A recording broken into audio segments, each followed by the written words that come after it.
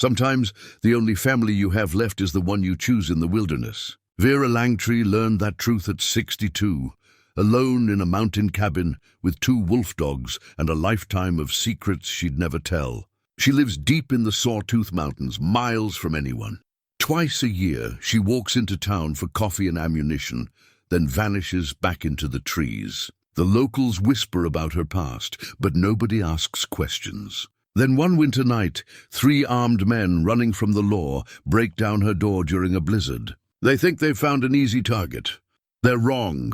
What happens when desperate criminals corner a woman who stopped running from her past decades ago? Before we jump back in, tell us where you're tuning in from. And if this story touches you, make sure you're subscribed, because tomorrow I've saved something extra special for you. 6 months before 3 desperate men would kick in her door, Vera Langtree made her twice-yearly pilgrimage down from the high country into Timber Ridge. The town sat at the edge of the Sawtooth wilderness like a reluctant gatekeeper, neither welcoming the mountains nor turning its back on them. Population 273. If you counted the Hendricks twins twice, which most people did, since they never seemed to be in the same place at the same time.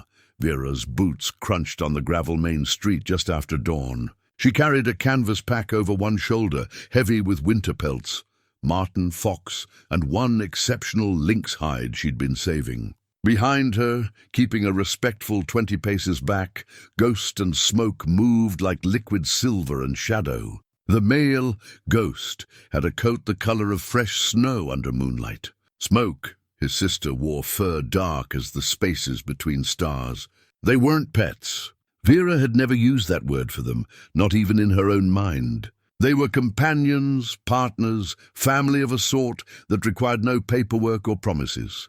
The general store squatted on the corner where Main Street gave up and became a dirt road leading back into the wilderness. Ben Hollis had run the place for 40 years, took it over from his father, who'd run it for 40 years before that. The bell above the door announced her arrival with a rusty jangle that hadn't changed since 1952. Vera. Ben looked up from his newspaper, reading glasses perched on his weathered nose. He was 70 if he was a day, with hands like old leather and eyes that had learned long ago not to pry into other people's business. Ben. She set the pack on the counter with a solid thump. He opened it without ceremony, examined the pelts with the practiced eye of someone who'd been trading mountain goods since before Vera was born. His fingers traced the lynx hide with something approaching reverence. "This is fine work. Real fine. Fair winter up there. Animals came in thick. I can give you 300 for the lot. 400 if you'll take half in store credit," Vera considered. Her needs were simple, predictable. 400. "I'll take coffee, ammunition, and lamp oil." The usual, then. Ben began pulling items from the shelves behind him. He moved slowly, but with the efficiency of long practice. 5 pounds of ground coffee, dark roast. 3 boxes of .308 Winchester for the rifle. 2 boxes of .45 ACP for the pistol she kept but never mentioned. 4 bottles of lamp oil in glass containers wrapped carefully in old newspaper. While he assembled her order, Vera walked to the window. Ghost and Smoke lay in the morning sun on the wooden sidewalk, perfectly still, perfectly aware of everything around them. A couple walking past gave them a wide berth. The woman clutched her husband's arm and whispered something Vera couldn't hear but could easily imagine. "People still talk, you know," Ben said quietly. Vera turned back to him. "People always talk. Louise Kemper swears you used to work for the CIA, says she saw a documentary once about female operatives in the Cold War, and one of them looked just like you. Louise Kemper thinks fluoride in the water is a mind control experiment," Ben chuckled, wrapping the lamp oil bottles with extra care. "True enough, but you've got to admit you don't exactly fit the profile of your average mountain hermit." Vera didn't respond. She'd learned long ago that silence answered more questions than words ever could, usually in ways that satisfied the asker without giving away anything real. Ben packed everything into a sturdy box, added a few extra items Vera hadn't requested, a fresh bar of soap, a tin of tobacco, a small bottle of honey. "Extras," he said before she could protest. "For being my easiest customer," she accepted with a nod. Kindness, real kindness, was rare enough that rejecting it felt like a small sin. Next trip in about 6 months? Ben asked. Unless I run short on something. You take care up there, Vera. Winter's coming on hard this year. Old man Jessup says his bones are aching worse than they have in a decade, and his bones never lie about weather. Vera smiled, a small expression that softened the weathered lines of her face. I'll manage. I expect you will. Ben hesitated, then added, You ever need anything, you know where I am. Day or night. She met his eyes then, saw the genuine concern there. Ben Hollis was a good man in a world that didn't always reward goodness. I know. Thank you. Outside, Ghost and Smoke rose as she approached, fell into step without a word of command. She secured the box in her pack, redistributing the weight carefully. The walk back to her cabin would take most of the day, longer if she took the high route, which she usually did. Fewer trails meant fewer chances of running into other people, and that suited her just fine. The cabin sat in a clearing 12 miles from Timber Ridge as the crow flies, closer to 18 the way Vera walked it. She'd found the place 7 years ago, half collapsed and forgotten, marked on no map she'd ever seen. 3 months of hard work had made it livable. 7 years of patient maintenance had made it home. It was a simple structure. One main room with a sleeping alcove, a stone fireplace that drew well, and windows positioned to catch light without broadcasting her presence to anyone passing by. Not that anyone ever did. The logs were chinked tight against the wind. The roof was sound and the door was solid oak with a bar that could hold against anything short of an organized assault. She'd built a small shed 30 yards from the cabin for supplies she didn't need. Immediate access to traps, extra pelts, tools, and other things she kept wrapped in oilcloth and didn't think about unless she had to. The shed looked as weathered and unremarkable as the cabin, which was exactly the point. Her daily routine had the comfortable predictability of ritual. Up before dawn, check the trap lines, tend to whatever needed tending. Ghost and Smoke ranged wide during these morning excursions, always within earshot but following their own paths through the forest. They were hunters by nature, and she'd never tried to suppress that. She simply made sure they understood the boundaries. No livestock from the valley below, no approaching hikers or campers. They'd learned quickly, or perhaps they'd always known. Sometimes Vera suspected the dogs understood more than she gave them credit for. Afternoons she spent on maintenance. Firewood needed splitting constantly. The clearing needed managing. Equipment needed cleaning, sharpening, mending. Her hands stayed busy, which kept her mind from wandering too far down paths she'd closed off years ago. Evenings belonged to lamplight and silence. She had books, 24 of them, traded from Ben or found in the cabin when she'd first arrived. She'd read them all multiple times. Sometimes she wrote in a leather journal, careful observations about weather and wildlife, but also thoughts she couldn't quite leave unrecorded. The journal was her confession and her testament, though she had no idea who would ever read it. The wolfdogs slept in the cabin with her, Ghost by the door, Smoke near the fireplace.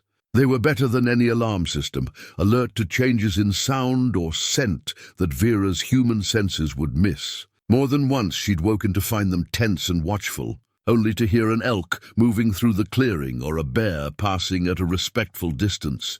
She'd raised them from pups, found abandoned after their mother had been killed by a rancher protecting his calves. 4 pups in the den, 3 already dead from starvation. Ghost and Smoke had been barely alive, small enough to fit in her jacket pockets. She'd fed them with an eyedropper, kept them warm against her body, and watched them grow into the magnificent animals they'd become. They were the first creatures in a long time that she'd allowed herself to love without reservation. They asked nothing from her except food, purpose, and presence. They gave her loyalty, companionship, and a reason to stay alive on the days when her past weighted her down like stones in deep water. On clear nights, she sat on the porch and looked at stars. The wilderness had a quality of silence that city people could never quite understand. It wasn't the absence of sound, but the presence of natural sound. Wind through trees, water moving over stones, the small rustlings of nocturnal animals going about their business. She'd learned to read these sounds the way some people read newspapers, gathering information about the world around her without ever leaving her clearing. Sometimes in these quiet moments, memory would slip through her defenses. Faces of people she'd known, places she'd been, missions that had seemed so clear and necessary at the time. She'd spent 15 years running operations in places that didn't officially exist, for causes that were explained in careful euphemisms. She'd been good at it, better than most, which was why they'd kept sending her back until the day they'd sent her to kill someone who didn't deserve killing, and she'd made a choice that had cost her everything except her life. She didn't regret it. Even now, sitting in her wilderness exile with a past she could never fully escape, she didn't regret it. But she carried the weight of it nonetheless, a responsibility she couldn't set down, no matter how far she ran. The compass she kept on a leather cord around her neck was a reminder of that. Military grade, with Cyrillic markings etched on the back, a souvenir from a mission in Chechnya where everything had gone wrong and she'd barely made it out. She'd kept it not as a trophy, but as a reminder that even the best navigation couldn't always show you the right path. Sometimes you had to choose your own direction, regardless of what the instruments said. She touched it now, standing on her porch in the gathering dusk. Ghost and smoke settled at her feet. Tomorrow would be like today, and the day after that would be the same. She'd built a life of deliberate sameness, finding peace in predictability. She had no way of knowing that in 6 months, 3 desperate men would shatter that peace, and in doing so, would drag her back into the very violence she'd spent 7 years trying to leave behind. But tonight, the stars were clear, the air was cold and clean, and she was safe in the home she'd built with her own hands. For now, that was enough. The storm came down from the north 3 days before anyone expected it, angry and vindictive as only early winter storms can be. Vera had seen it building in the cloud formations, felt it in the way the dogs grew restless, smelled it in the wind that carried the sharp bite of snow, still miles away but coming fast. She spent the morning preparing. Extra firewood stacked inside, close to the stove. Water containers filled. Windows checked and sealed. The last of her fresh meat brought in from the coal shed. Ghost and Smoke watched her with unusual intensity, aware that something was changing. By afternoon, the first flakes began to fall. Within an hour, the world had disappeared into a whiteout, wind howling around the cabin, with a voice that sounded almost human. Vera settled in with a book and a cup of coffee, the lamp burning low beside her chair. These storms could last for days. She had everything she needed to wait it out. She didn't hear the men approaching. The storm masked their sounds completely. The first indication of their presence was Ghost's low growl, a rumble that started deep in his chest and built to something primal. Smoke was already on her feet, hackles raised, attention fixed on the door. Vera set down her book and stood, moving with the careful precision of someone who'd learned long ago not to waste motion. She crossed to where her walking stick leaned against the wall, hand-carved mountain ash, innocent-looking except for the weighted core she'd installed herself. Her rifle hung above the fireplace, but she left it there. Better not to escalate until she understood what she was facing. The door shook with a heavy impact. Once, twice. On the third hit, the bar cracked and the door slammed open, bringing with it a blast of snow and freezing wind, and 3 figures who stumbled into her cabin like men fleeing hell itself. They were armed. She registered that immediately. 2 pistols and a shotgun, all drawn, all pointed in her general direction with the uncertain aim of exhausted men. They were younger than her by decades, dressed for the city, not the mountains, and they looked like they'd been running for days. Don't move. The one in front, dark-haired and sharp-featured, tried for authority, but his voice cracked with cold and fatigue. Vera didn't move. She stood in the center of her cabin, walking stick in hand, Ghost and Smoke flanking her with their teeth bared. The tableau held for a long moment, wind howling through the open door, snow swirling into her home. "Close the door," Vera said, her voice calm and level. "You're letting the heat out." The man blinked, thrown by her lack of fear. Behind him, a younger one, barely more than a boy really, pushed the door shut. The sudden absence of wind made the silence inside the cabin feel heavy and dangerous. "Who are you?" the leader demanded. "I live here." "Who are you?" "That's not your concern." This from the third man, stockier and meaner looking than the others, with eyes that held the kind of violence that came naturally. "You alone?" "Just me and the dogs." The stocky one laughed, a sound without humor. "Dogs, Cole. We got ourselves a dog lady up here." "Shut up, Ray." The leader, Cole apparently, studied Vera more carefully. She could see him trying to categorize her, fit her into some understanding that made sense. Old woman alone in the mountains should be frightened, should be begging, should be easy to control. She was none of those things, and it confused him. "We need shelter," Cole said finally. "Storm's too bad to keep moving. We'll stay the night, then be gone in the morning." "You'll be gone now," Vera replied. "Storm or no storm!" Ray stepped forward, raising his pistol. "Listen, Grandma." Ghost lunged forward 3 feet, stopped only by Vera's raised hand. The movement was so sudden and controlled that all 3 men jumped, weapons swinging toward the wolfdog. Smoke moved to intercept, placing herself between Vera and the guns. "Point those weapons away from my dogs," Vera said quietly, "or I won't hold them back." Ray kept his pistol raised. "They're animals. We'll shoot them if they come at us." "You'll try." Vera let the words hang in the air. "You might get one. You won't get both. And then you'll have bigger problems than you already do."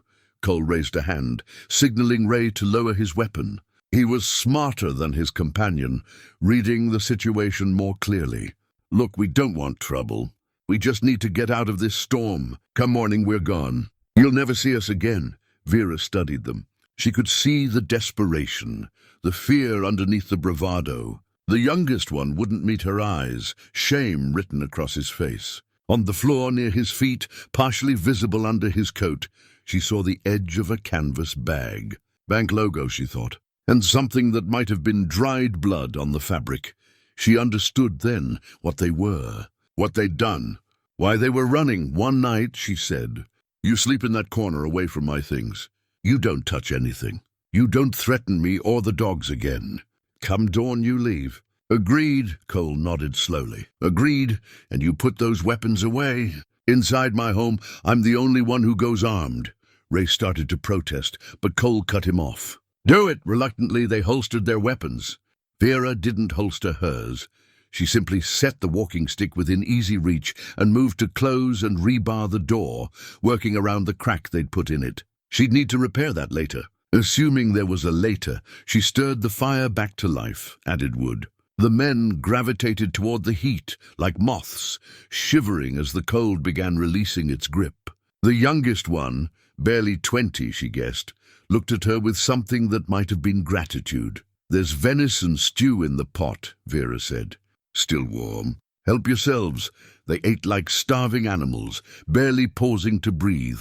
She watched them from her chair, Ghost and Smoke settled at her feet, but still alert, still watching. The dogs hadn't relaxed, and neither had she. After they'd eaten, Cole approached her. He moved carefully, keeping his hands visible. "Thank you," he said, "for the food. Don't thank me yet. Night's not over." "No," he agreed. "It's not." He studied her face in the lamplight. "You don't seem scared. Should I be?" "Most people would be. 3 armed men break into their home. They'd be terrified. I'm not most people." He smiled slightly, though it didn't reach his eyes. "I'm starting to see that. What's your name?" "Vera." "I'm Cole. That's Ray, and the kid is Marcus." He paused. "We're not here to hurt you, Vera. We just need to get through this storm. Then we'll get through it." She stood, moved toward her sleeping alcove. "I'm going to rest. I suggest you do the same. Morning comes early, and you've got a long walk ahead of you." "Walk?" "However you got here. Roads won't be passable for days after a storm like this. Hope you've got good boots." She could see the realization crossing his face. They hadn't thought that far ahead. They'd been running blind, and now they were trapped, at least temporarily. "Get some sleep," she repeated. "And don't even think about trying anything stupid. My dogs are light sleepers."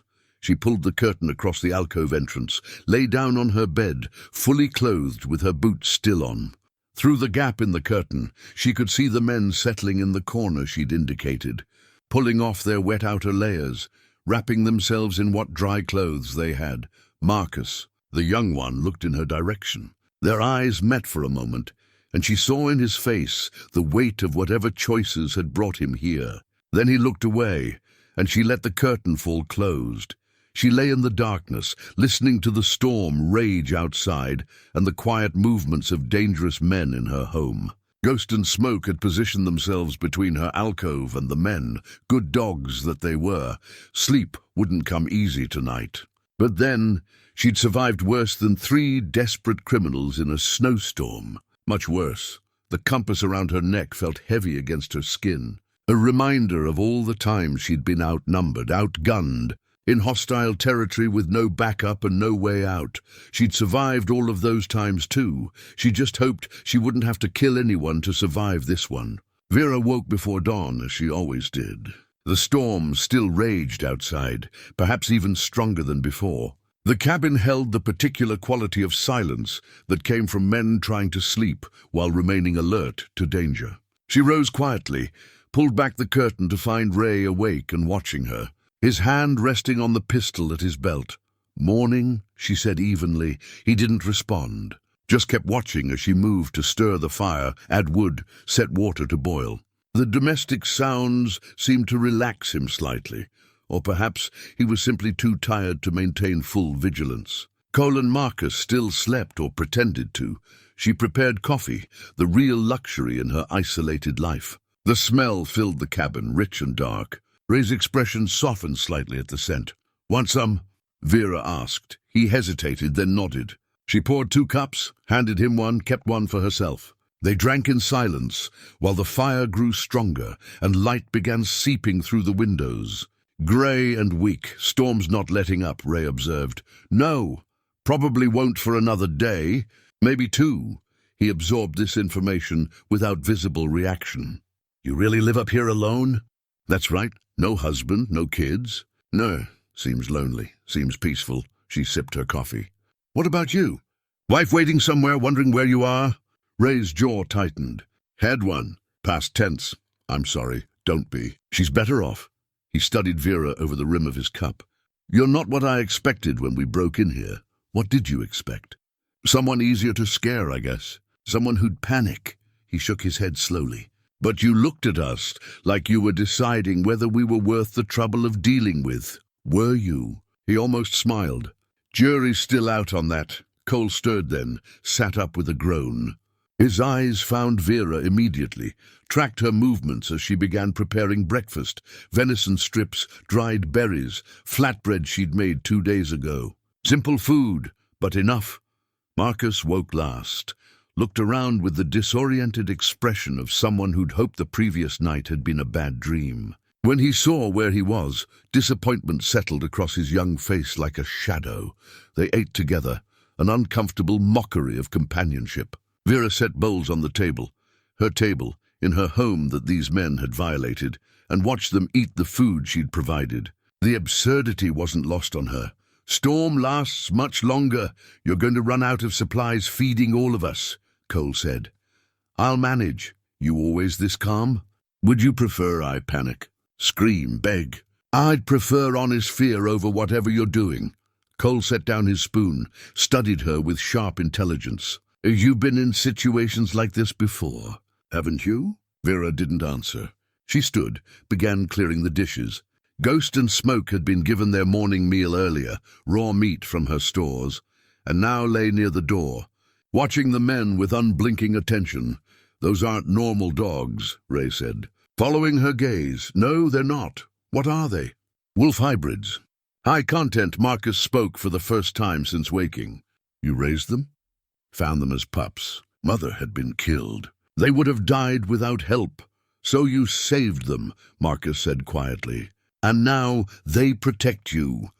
We protect each other." Vera returned to her chair, picked up the walking stick that was never far from her reach. "That's how family works." Cole stood, moved to the window. He pushed aside the curtain, looked out at the white-out conditions. "We're trapped here until the storm breaks. Then what? You really think you can just send us on our way, and that's the end of it?" I think that's the agreement we made. Agreements get broken. This from Ray, who'd risen and was now circling the cabin's interior, examining Vera's belongings with the practiced eye of someone cataloguing assets. He paused at her bookshelf, pulled out a volume on wilderness survival. Interesting reading. I find it useful. He replaced the book, continued his circuit, stopped at a small shelf where she kept a few personal items. A carved wooden bird, a smooth river stone, and a photograph in a simple frame. The image faded with age. Ray picked up the photograph, and Vera felt her chest tighten. She kept her face neutral, but inside, alarm bells were ringing. The photograph showed a younger Vera, maybe 40, standing with 6 other people in tactical gear. The background was nondescript, could have been anywhere. But 5 of the 7 faces had been carefully blacked out with marker, leaving only Vera's face clear and one other, a man standing at her shoulder. "Playing soldier?" Ray asked, holding up the photograph. Vera stood smoothly, crossed to him, and took the photograph from his hand with a firmness that didn't invite argument. "That's private. Looks military. Special forces, maybe?" "It's private," she repeated, replacing the frame on its shelf. Ray studied her with new interest. "You were military. I was a lot of things. Long time ago. That why you're not scared of us? Because you've dealt with worse than 3 guys with guns." Marcus spoke up, his voice apologetic. "Ray, leave her alone. I'm just trying to understand what we're dealing with here," Ray said. "This old woman who lives alone in the mountains doesn't panic when we break in, has wolf hybrids for pets, and keeps photos of herself in tactical gear." "That's not normal. Normal is overrated," Vera replied. She returned to her chair, signaling the conversation was over, but Cole was watching her now too, reassessing. "What did you do before you came here?" "Lived a different life. Doing what?" "Nothing that concerns you. Everything about you concerns us now," Cole said quietly. "We're stuck here together, and I need to know if you're going to be a problem when this storm clears." Vera met his eyes steadily. "I won't be a problem if you keep your word." "You leave when the storm breaks. I give you a head start before reporting anything. Simple. Reporting to who?" "Forest Service, Sheriff, whoever makes sense." Ray laughed harshly. "You really think we're going to let you report us?" The temperature in the cabin seemed to drop 10 degrees. Marcus paled, looked at Ray with something like horror. Cole's expression remained carefully neutral, but Vera saw his hand drift toward his weapon. Ghost and Smoke rose to their feet, the movement synchronized and predatory. The message was clear. Whatever was about to happen, the dogs would be part of it. "Let's not do anything stupid," Vera said, her voice calm but carrying an edge now. "You're tired, you're stressed, you're making threats you haven't thought through." "Have I?" Ray's hand closed around his pistol grip. "Ray," Cole's voice cut through the tension. "Stand down. Cole, she's going to turn us in the second we leave." "You know that." I said, "Stand down." Cole hadn't raised his voice, but the command in it was absolute. Ray hesitated, then stepped back, releasing his weapon. The moment passed, but something had changed. They all knew it. The pretense of civil coexistence had cracked, showing the violence underneath. Vera remained seated, but every muscle in her body was coiled and ready. She'd identified the threat now. Ray was the dangerous one, the one ruled by fear and anger rather than reason. Cole was smart enough to be cautious. Marcus was conflicted, and that made him unpredictable in his own way. The storm howled outside, trapping them all together in a space that was growing smaller by the hour. "I need to check my trap lines," Vera said, breaking the silence. "Or what's left of them after this storm." "You're not going anywhere," Ray said. "It's my property." "I'll do as I please." "Ray's right," Cole said, though his tone was more reasonable. "Can't let you leave." "Not until we figure this out." Vera stood slowly. "Then we have a problem. Because I don't take well to being held prisoner in my own home." The words hung in the air, a line drawn. Before anyone could respond, Marcus cleared his throat nervously. "There's someone coming," he said, pointing toward the window. I saw movement just for a second through the snow. Everyone froze. Cole moved to the window, peered out. "I don't see anything." "I saw something," Marcus insisted. "I swear." Vera joined Cole at the window, looked out into the swirling white. Nothing but snow and wind, and the shapes of trees bending under the storm's assault. But a cold certainty settled in her gut. Something had changed. The wolves felt it too. They'd moved to the door, sniffing at the gap underneath. Low growls building in their throats. Might have been an animal, Cole said. But he didn't sound convinced. Might have been, Vera agreed, but she didn't believe it. And from the expression on Cole's face, neither did he. The storm had brought these 3 men to her door. Now she wondered what else it might be hiding in the white darkness outside. The rest of the morning passed in uneasy vigilance. Marcus's sighting, real or imagined, had put everyone on edge. Cole posted Ray at the window while he searched through Vera's belongings more thoroughly. She allowed it without protest, knowing he'd find nothing that would help them. Everything important was hidden or unremarkable enough to be overlooked. When he found the satellite phone, her heart skipped 1 beat before settling back into steady rhythm. Cole held up the device, face unreadable. Interesting thing for a hermit to have. Emergency use only. How often do you use it? Never. It's insurance. He turned the phone over in his hands, checking the battery level, the signal indicator. It's off. Has been for months. Battery lasts longer that way. You could have called for help last night. Why didn't you? Vera met his eyes. Because help is days away in a storm like this. And calling would have guaranteed violence. I chose a different path. Smart. He pocketed the phone. We'll keep this, though. Just to be safe, she didn't argue. The phone was a tool, nothing more. And she'd never relied solely on tools for survival. Marcus appeared in the doorway, stamping snow from his boots. He'd been checking the perimeter despite Vera's warnings about the storm's severity. His face was red with cold, his hands shaking as he warmed them by the fire. Anything? Cole asked. Nothing. Just snow. Marcus accepted the coffee Vera offered, wrapped his fingers around the warm cup. Thank you. You should stay inside, Vera said. Storm like this, you can lose your way 10 feet from the door. People die that way. People die lots of ways, Ray muttered from his position at the window. Marcus sat at the table, and Vera studied him more carefully in the lamplight. Up close, his youth was even more apparent. Smooth skin, uncertain eyes, the kind of lean build that came from genetics rather than hardship. He didn't fit with the other 2. Something about him was fundamentally different. How old are you? She asked quietly. He glanced at Cole, who was examining the contents of her supply shelves, then back to Vera. 22. You seem younger. I feel older, he said with a bitter smile. Last few days have aged me considerably. I imagine they have. She poured herself more coffee, settled across from him. What's a kid like you doing with men like them? Marcus's jaw tightened. It's complicated. It always is. For a moment she thought he might tell her. But then Ray spoke up from the window, voice sharp with suspicion. Kid, stop chatting with the old lady and get over here. Cole, you should see this. They all moved to the window. Through a brief gap in the blowing snow, Vera could see what had caught Ray's attention. Her shed, 50 yards distant. The door standing open and banging in the wind. That was closed this morning, Vera said. You sure? Certain. I check it every night before bed, every morning after waking. Part of my routine. Cole's expression hardened. So either the wind blew it open, that door has a latch I installed myself. Wind doesn't open it, or someone else is out there. The 4 of them stood at the window, staring into the storm. Ghost and Smoke had moved to flank Vera, their bodies tense, ears forward. Could be we were followed, Ray said. Could be the law caught up to us.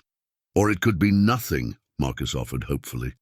Maybe the latch broke. Maybe it wasn't fastened properly. Vera said nothing. She was calculating distances, angles, sight lines. The shed contained supplies she needed, but also things she very much didn't want anyone else to find. Her hidden cache was well concealed, but a thorough search would eventually uncover it. I need to go close that door, she said. No. Cole's tone left no room for argument. Ray and I will check it out. Marcus, you stay here with Vera. Keep an eye on her. I know the layout, Vera protested. I know where everything is, what's supposed to be there and what isn't. You'll waste time stumbling around. Cole considered this, then nodded reluctantly. Fine, but Ray goes with you and I keep Marcus here. Any tricks, and the kid pays for it. Understood? Vera looked at Marcus, saw the fear in his eyes, and made her decision. Understood. She pulled on her heavy coat, wool and leather layered for maximum warmth, wrapped a scarf around her face, pulled on gloves she'd sewn herself from deerskin. Ray dressed in his inadequate city jacket, already shivering before they'd even reached the door. "Stay close to me," Vera instructed. "Hold on to my belt if you need to. The wind will try to separate us, and if you lose sight of me, you might not find your way back." Ray nodded, pride warring with practical fear on his face. Pride lost, and he gripped the back of her coat as she opened the door. The storm hit them like a physical force, stealing breath and balance. Vera leaned into it, using techniques she'd learned years ago in mountain warfare training. Short steps, steady progress, never fighting the wind directly but flowing with and around it. The 50 yards to the shed felt like 50 miles. Twice Ray stumbled, and twice Vera's steady stance kept them both upright. By the time they reached the shed door, both were covered in snow and gasping from the exertion. Vera pulled Ray inside, shut the door behind them. The sudden absence of wind was shocking. In the relative quiet, they could hear their own ragged breathing. "Stay by the door," Vera said. "Don't touch anything." But Ray was already looking around, taking inventory. The shed was larger than it appeared from outside, and well organized. Pelts hung along one wall. Tools lined another. Traps of various sizes were stacked neatly in a corner. Everything had its place. Everything was exactly as it should be, except for the disturbed snow near the back corner, where someone had clearly been standing. Vera knelt, examined the boot prints. Larger than hers, larger than any of the 3 men in her cabin. Fresh. They hadn't begun filling in with drifting snow yet. "Someone was here," Ray said, coming up behind her. "Recently, yes. Who?" "I don't know." But that was a lie. She had a suspicion, a cold certainty that was taking shape in her mind. She stood, moved to the back wall where the floor panels were slightly raised. To a casual observer, it looked like settling or poor construction. But Vera knew it was the false floor, and someone had been very close to discovering it. "What are you looking at?" Ray demanded. "Storage space. For winter supplies." He didn't believe her. She could see it in his eyes. But before he could press further, they both heard it, a sound that cut through even the howling wind. A vehicle engine, somewhere in the distance, struggling through the storm. Ray's face went pale. "That's Deke." "Who's Deke?" "Our ride out of here. We were supposed to meet him in town, but when the storm hit..." He grabbed Vera's arm, suddenly urgent. "We need to get back to the cabin now." "Why? If he's your ride, isn't that good news?" Ray's expression was grim. "Deke doesn't leave witnesses, ever, and he definitely doesn't leave loose ends. If he finds you..." He stopped, seemed to realize he'd said too much, but Vera understood. She understood perfectly. This Deke, whoever he was, represented a new level of danger. And the men in her cabin, for all their threats and posturing, were suddenly the least of her problems. They fought their way back through the storm, moving faster now, urgency overriding caution. When they burst through the cabin door, Cole looked up sharply. "What happened?" "Deke's coming," Ray said, breathing hard. "Heard his truck." Cole's expression shifted through several emotions: relief, worry, calculation. "When?" "Soon. Maybe minutes, maybe an hour." "Or to tell in this storm," Marcus spoke up, voice tight. "What do we tell him?" "About her?" All 3 men looked at Vera. She stood in her own home, snow melting off her coat, and saw her death being decided by strangers. "We stick to the plan," Cole said finally. "We tell him we found shelter. That's all. He'll want to know who lives here," Ray said. "Then we tell him. Old woman lives alone, not a threat, and when he wants to kill her anyway." Cole didn't answer. Marcus looked sick. Vera remained still, cataloguing options, calculating odds. From outside came the distant sound of an engine, growing closer. And with it, Vera knew, was coming a reckoning she'd hoped to avoid, but had always known might find her eventually. The compass around her neck felt heavier than ever. Some paths, once chosen, could never be fully left behind. They just waited in the storm, patient and inevitable, until the time came to walk them again. The truck never arrived. They waited an hour, then 2, tension building like pressure behind a dam. Eventually, Cole decided the storm had turned whoever was coming back, or that they'd heard an echo of something else, machinery from a distant ranch, perhaps, or thunder disguised by wind and snow. But Vera knew better. Someone was out there. Someone was watching. And whoever it was, they were patient. The afternoon dragged into evening. The men grew restless, confined and anxious. Ray paced the cabin like a caged animal. Marcus sat at the table, head in his hands, lost in thoughts Vera could only imagine. Cole maintained a facade of control, but she saw the cracks forming. "Tell me about the robbery," Vera said into the silence. The three men looked at her with varying degrees of surprise. "Why?" Cole asked. "Because we're stuck together and I'm curious. And because talking is better than this silence." Ray laughed bitterly. "You want to hear our confession? I want to understand how a smart man like you, a young man like Marcus," and she looked at Ray, someone clearly experienced with violence, end up breaking into a mountain cabin in the middle of a blizzard. For a long moment no one spoke. Then Marcus lifted his head, his young face haggard. "My brother has leukemia, 7 years old. The treatment he needs, the real treatment that might save him, isn't covered by insurance. We're talking hundreds of thousands of dollars." "So you robbed a bank," Vera said, not judgmental, just factual. "I robbed a bank. They helped." Marcus gestured at Cole and Ray. "I couldn't do it alone. Didn't have the skills or the courage. How much did you get?" $160,000, Cole said. "Should have been more, but the alarm went off early. We had to move fast." "Anyone hurt?" Silence. Then Ray spoke, his voice flat. "Security guard tried to be a hero. Cole hit him harder than intended. Last we heard, he was in critical condition." Vera absorbed this information. "So you're not just running from robbery charges. You're potentially facing murder." "We didn't mean for anyone to get hurt," Marcus said quickly. "It wasn't supposed to go that way." "It never is." Vera stood, moved to the window. The storm continued its assault on the world outside. "And Deke, where does he fit?" "He planned the job," Cole admitted. "Connected us, provided equipment, arranged the escape route. We split the money and he drives us to Canada. That was the deal. Except now he's somewhere out there in the storm, and you're trapped in here with me." "Except that," Cole agreed. Vera turned to face them. "Here's what I don't understand. You're clearly intelligent, Cole. Military background, probably leadership experience. You could have made different choices." "Why this?" Cole's smile was bitter. "Different choices require different options. I came back from overseas with skills the civilian world doesn't value and wounds it doesn't see. After a while, you use what you have. And you?" She looked at Ray. "I'm good at hurting people. Always have been. Might as well get paid for it. Honest at least. Honesty's about all I've got left." Ghost raised his head suddenly, a low growl rumbling in his chest. Smoke joined him. Both dogs focused on the door with predatory intensity. Everyone froze. "Something's out there," Marcus whispered. This time they all heard it, the crunch of footsteps in snow, slow and deliberate, circling the cabin. Not the random sounds of an animal, but the measured pace of someone conducting reconnaissance. Cole drew his weapon. Ray moved to the window, pistol ready. Marcus looked to Vera with frightened eyes. "How many doors?" Cole asked quietly. "One.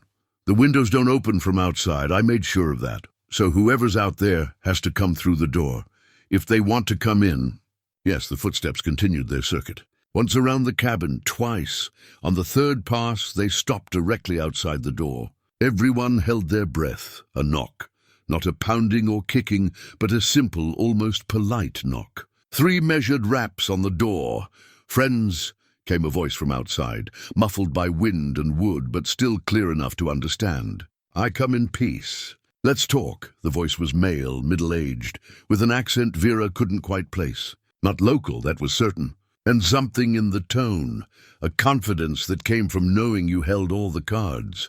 Cole looked at Vera. "You know this person?" "Never heard that voice before in my life." "Could be Deke," Ray suggested. "Could be," Cole agreed. He raised his voice. "Who are you?" "Someone who's been looking for something. Or rather, someone. May I come in?" "It's quite cold out here." Vera's blood went cold. She knew then, with absolute certainty, that this was not about the robbery. This was about her, about the past she'd thought she'd left behind in the mountains and snow. "Tell him to go away," Marcus pleaded, but the voice outside spoke again, switching languages effortlessly. Russian, words that made Vera's hand tighten around her walking stick. "Captain Kozlov, it's been a long time. We have much to discuss." The name hung in the air like smoke. Cole turned to stare at Vera, understanding dawning on his face. "Kozlov," he said slowly. "Not Langtree?" Vera didn't answer.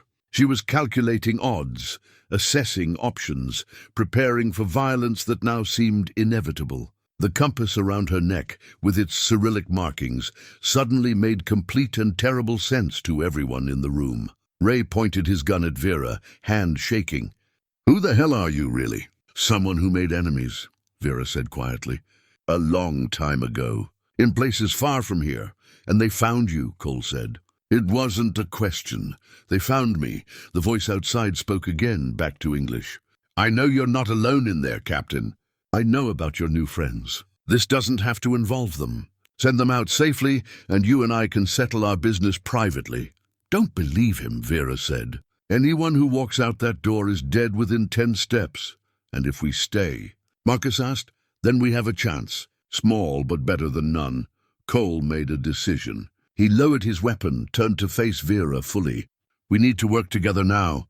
Whatever else is true, we've got a common enemy outside that door. So tell me, who is that man and what does he want?" Vera met his eyes, saw the intelligence there, the tactical mind that had probably kept him alive through multiple combat deployments. He was right. The dynamics had shifted completely. The 3 criminals who'd invaded her home were now her allies, whether any of them liked it or not. "His name is Sokolov," she said. "He's Russian intelligence, and what he wants is me dead. Why? Because 15 years ago I let someone live who his government wanted dead, and in doing so, I made myself the target." The implications settled over the room. Ray lowered his weapon slowly. Marcus looked from Vera to the door and back again. Cole nodded slowly, a soldier recognizing another soldier's burden. "How many men will he have with him?" Cole asked. "Minimum 2, probably 4. He never works alone." "What's their training level?" "Professional. Special forces, most likely. He recruits the best. So we're outnumbered, outgunned, and trapped in a wooden cabin with 1 door. Cole smiled grimly. "I've survived worse odds. Have you?" Vera asked. "Once, in Kandahar." "But it was close," the voice outside called again. "Captain Kozlov, I'm losing patience. You have 2 minutes to respond before I take measures you won't enjoy." Vera moved to her hiding place behind the loose floorboard near her bed. She pulled up the panel, revealing what she'd kept hidden from her temporary captors: weapons, ammunition, tactical gear she'd hoped never to use again. She pulled out a rifle, a pistol, extra magazines, handed the rifle to Cole, who accepted it with the familiar ease of someone who'd carried one for years. "Now we have a chance," she said. "Now we have a chance." Cole agreed. And as Sokolov's deadline ticked away in the storm-dark afternoon, 4 people who should have been enemies prepared to fight together for survival. Sometimes, Vera thought, family isn't who you're born to or who you choose. Sometimes it's just who's standing beside you when the door gets kicked in. Sokolov's 2 minutes expired in silence. Then came the sound of footsteps retreating, fading into the storm. But no one in the cabin relaxed. This was strategy, not surrender. "He's positioning his team," Vera said, checking the rifle Cole had handed to Marcus. "Setting up fields of fire, determining best approach angles. We have maybe 10 minutes before the assault begins." "How do you know?" Marcus asked, his hands shaking as he held the unfamiliar weapon. "Because that's what I would do." She adjusted his grip, showed him the safety. "Keep your finger off the trigger until you're ready to shoot. Aim center mass. Don't try for headshots, you'll miss. Understand?" He nodded, looking sick but determined. Ray had found a pistol in Vera's cache and was checking it with professional competence. "You've got good gear here for someone who's supposed to be retired." "Old habits," Vera said. "Old lies, more like." But Ray's tone held less hostility now. Common enemies made strange allies. Cole was at the window, studying the approaches to the cabin through the blowing snow. Limited sightlines. That works both ways. They can't see us clearly, but we can't see them either. Sokolov will use the shed for cover, Vera said. Then advance from there to the cabin. He's patient, methodical, won't rush unless forced to. So we force him to. Cole turned from the window. We need to change the equation. Right now, we're sitting ducks, waiting for them to choose the moment. We need to take initiative. How? Marcus asked. The shed, Vera said, understanding Cole's thinking. If we deny them that cover, force them to approach across open ground, we improve our odds. Cole nodded. Can you get to the shed from here without being seen? In this storm? Maybe. It's 50 yards through near whiteout conditions. I'll go with you, Ray offered. 2 sets of eyes. Better chance of success. Vera studied him for a moment. Was this genuine assistance or an attempt to escape? But she saw in his eyes something she recognized. The acceptance that comes when survival requires trusting people you wouldn't normally trust. What do we do when we get there? Ray asked. Vera smiled grimly. We burn it down. Won't that signal them that we're making moves? They already know we're not going to sit here passively. This way, we control one variable. She pulled out a container of lamp oil, a box of matches. Fire is unpredictable in a storm, but that works in our favor. Creates confusion, obscures sightlines, forces them to adjust their plan. Cole considered this, then nodded. Do it. Marcus and I will provide covering fire if needed. 3 shots pause, 3 shots. That's the signal you're coming back. Anything else, we assume you're compromised. Vera and Ray prepared for the cold. This time, the journey would be faster, more dangerous. They had to assume Sokolov's team was out there, watching, waiting. Ready? Vera asked. Ray took a breath, let it out slowly. As I'll ever be. They opened the door into the storm's fury. The wind had, if anything, intensified. Visibility was measured in feet rather than yards. They moved together, Vera leading, Ray close behind, both bent low against the wind. Halfway to the shed, Vera held up a fist, a signal she hoped Ray would understand. He froze. Through the swirling snow, she'd caught a glimpse of movement. A shape too regular to be natural, too purposeful to be animal. One of Sokolov's men, positioned between the cabin and the shed. She pointed. Ray nodded that he saw it too.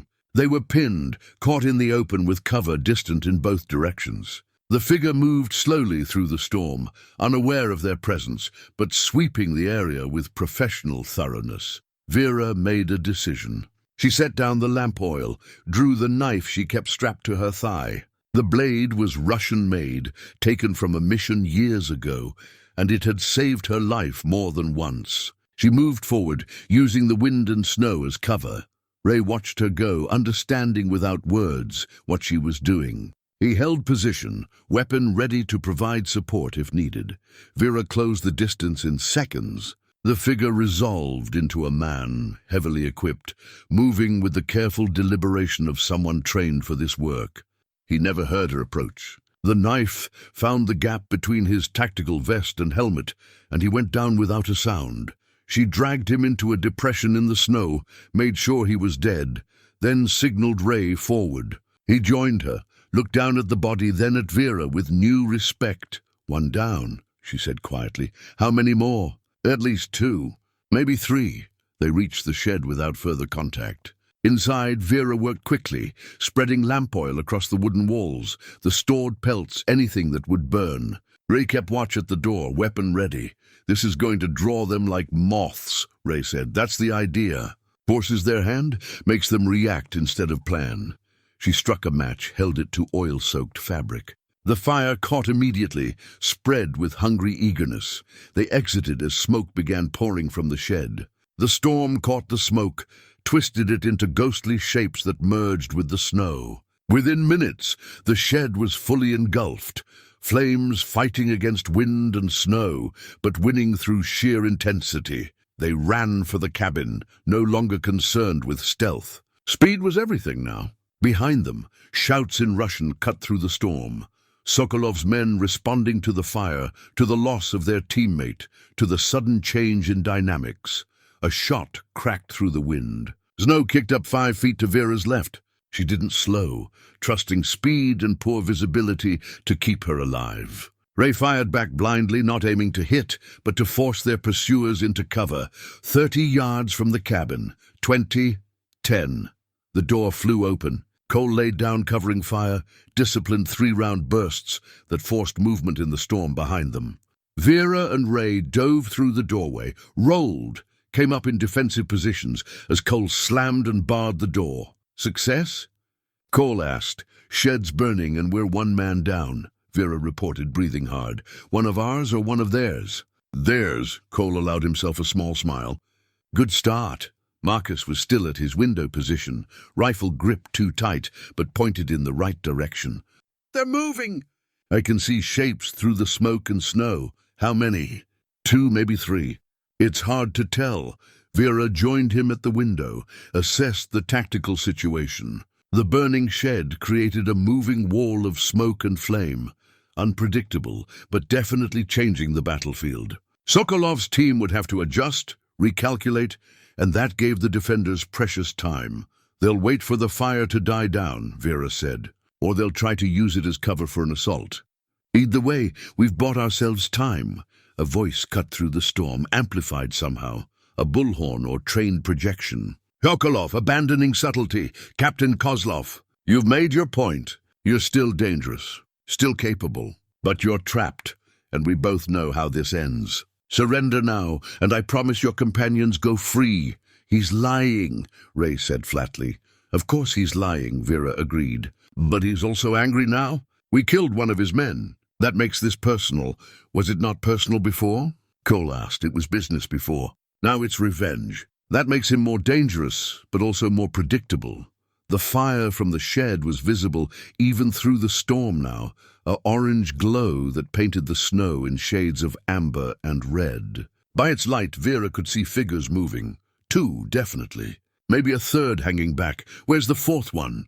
She wondered aloud. As if in answer, something heavy landed on the roof. Footsteps directly above them, moving toward the chimney. They're trying to block our flue, Cole realized. Fill the cabin with smoke, force us out. Won't work, Vera said. Fireplace has a secondary vent, but it'll make things uncomfortable. Already, smoke was beginning to back up into the cabin, thin tendrils curling from the fireplace. Marcus coughed, eyes watering. The dogs moved restlessly, unhappy with the changing air quality. We need to take out that man on the roof, Ray said. I'll do it. Vera moved toward the door. Wait. Cole grabbed her arm. You go out there alone, you're dead. They'll be waiting for exactly that. Then what do you suggest? Cole thought for a moment, then turned to Marcus. How good are you with that rifle? Not very, Marcus admitted. Doesn't matter. You're going to fire 3 shots out the window, aimed high. Not trying to hit anyone, just creating noise and distraction. Can you do that? Marcus nodded. Good. On my signal. Vera, Ray, and I will use that distraction to exit through different points. You 2 through the door, me through the back window. We coordinate, we move fast, and we take out whoever's on that roof before they can block us in. Clear?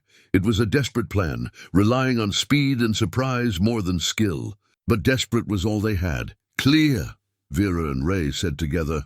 Cole positioned himself at the small back window, testing whether he could fit through. It would be tight, but possible. Vera and Ray flanked the door, weapons ready. Ghost and Smoke were given the command to stay, and they settled near Marcus, protective of the youngest member of their unexpected pack. On 3, Cole said. 1, 2, 3. Marcus fired, the shots deafening in the enclosed space. Immediately, Vera and Ray burst through the door, splitting left and right. Cole crashed through the window, glass shattering, his bulk barely making it through the frame. The man on the roof had just enough time to realize his mistake before Vera put 2 rounds through the shingles beneath his feet. He fell hard, sliding down the snow-covered roof, and Ray was waiting when he hit the ground. Shots from the storm, Sokolov's remaining men responding to the sudden explosion of activity. But they were too far away, angles too poor, visibility too limited. By the time they could acquire targets, all 3 defenders were back inside the cabin, door barred, window blocked with furniture, 2 down. And now Sokolov knew he was dealing not with a retired hermit, but with a team of people who knew how to fight and were willing to kill. The storm raged on. The shed burned. And in the cabin, 4 people who'd been strangers 2 days ago began preparing for the final confrontation they all knew was coming. Vera reloaded her weapon with practiced efficiency and realized that somewhere in the chaos and violence, she'd stopped seeing Cole, Ray, and Marcus as threats. They'd become something else. They'd become her team. The assault didn't come. Hours passed, with no movement from outside, except the steady progression of the storm and the gradual dying of the shed fire. It was a waiting game now, and Vera knew Sokolov was patient enough to wait forever, if that's what it took. But supplies wouldn't last forever. Air quality in the cabin was deteriorating from the partially blocked chimney, and the psychological pressure of waiting for violence was its own kind of warfare. Marcus finally broke the silence. "We can't just sit here." "That's exactly what we do," Cole said. "We wait for them to make a mistake." "They're professionals," Vera reminded him. "They don't make mistakes." "Sokolov will wait until conditions shift in his favor. Storm breaks. We run low on resources. Someone gets careless. Then he'll strike." Ray, who'd been quiet for the past hour, stood abruptly. "There's another option. We use what they want against them." "Explain," Cole said. "They want Vera, specifically Vera. We give her to them." The temperature in the cabin dropped. Marcus looked horrified. Cole's expression went carefully neutral. Vera remained still, watching Ray with the focus of a predator assessing a threat.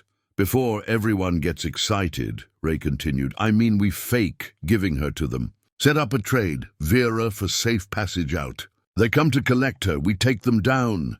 "They won't believe it," Vera said. "Sokolov knows me. Knows I wouldn't surrender. Then we make it convincing." Ray turned to face her directly. "We beat you up. Make it look like we're handing over an injured prisoner who tried to fight. They'll think we've turned on you to save ourselves. It was a terrible plan. It was also, Vera realized, potentially their best option. It won't work," Marcus protested. "They'll kill all of us anyway." "Maybe," Ray agreed. "But right now we're dead either way. This gives us a chance to choose the moment, control the environment. That's better than waiting for them to pick us apart." Cole studied Ray thoughtfully. "You've done this before. Set up ambushes disguised as surrenders. Iraq. 3 times. Worked twice. And the 3rd time. Why do you think I'm not still in the military?" Vera stood, moved to the window. The storm was finally beginning to ease. She could see farther now, maybe 30 yards through the snow. That meant Sokolov could see better too. "Time was running out. If we do this," she said slowly, "we do it my way. I know Sokolov's tactics, his thinking. And there's something you all need to understand first." She moved to her alcove, pulled aside a loose board, and retrieved a metal case she'd kept hidden even from herself most days. She set it on the table, opened it. Inside were documents, photographs, and a set of dog tags that didn't bear the name Vera Langtree. "My real name is Vera Kozlov," she said. "Captain, U.S. Special Operations." "I was a military contractor, working black operations in Eastern Europe, Middle East. Anywhere they needed someone expendable who could get results." She pulled out a photograph, herself 20 years younger, standing with a tactical team. 5 faces were blacked out. Her face was clear, as was one other, a man in his 30s, with hard eyes and a harder smile. "That's Sokolov," she said, pointing to the unblacked face. 15 years ago we worked together. Allied operations, shared intelligence. We were as close to friends as people in our business could be." "What changed?" Cole asked. Vera pulled out another photograph, this one of a young woman, mid-20s, standing in front of what looked like a university building. Her name was Nadia Volkov, Russian citizen working on her doctorate in political science. She discovered evidence of war crimes committed by her own government in Chechnya. Started preparing to go public, to testify before international courts. She set the photograph down carefully, as if it might break. "I was ordered to eliminate her before she could talk, make it look like an accident. That was my mission."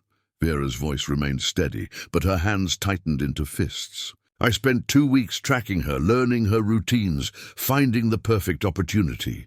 And then I spent 3 days talking to her, learning who she was. She wasn't a terrorist or a threat to national security. She was a teacher who'd stumbled onto the truth and had the courage to speak it. So you let her go, Marcus said quietly. I let her go. Falsified my mission report, claimed the target had died in a car accident, arranged to look natural. It worked for about 6 months. Then Nadia resurfaced, testified, and people I worked for on both sides realized I'd lied. Both sides. Ray asked. Turned out I was being played. My handlers and Sokolov's handlers were working together, had been for years. The operations we ran weren't sanctioned by either government officially. We were a joint task force that technically didn't exist, doing things both countries wanted done but couldn't officially order. The implications settled over the room like the snow outside, cold and heavy. When they realized I'd let Nadia live, Vera continued, I became the target. They couldn't have an operative who'd put conscience over orders. I went underground, used old contacts to create a new identity, and eventually made my way here. I've been off-grid for 7 years. Until now, Cole picked up the dog tags, read the name engraved there. Captain Vera Kozlov. How did Sokolov find you? I don't know. But I suspect, she paused, pieced together the timing. You said you were waiting for Deke, that he was supposed to meet you in Timber Ridge. That's right. And Sokolov appeared right after your robbery made the news. She shook her head slowly. It's not a coincidence. Sokolov has been monitoring law enforcement channels, probably for years, waiting for something that might lead him to me. When he heard about a robbery near the Sawtooth Wilderness, near Timber Ridge, he must have put it together. Put what together? Marcus asked. I've been to Timber Ridge twice a year for 7 years. Always the same months, always trading pelts. It's a pattern, and Sokolov is good at finding patterns. He probably had alerts set up for any unusual activity in remote mountain towns across a dozen states. Your robbery gave him the excuse to come here to check it out. And probably your friend Deke gave him more than an excuse. Ray's eyes narrowed. You think Deke is working with Sokolov?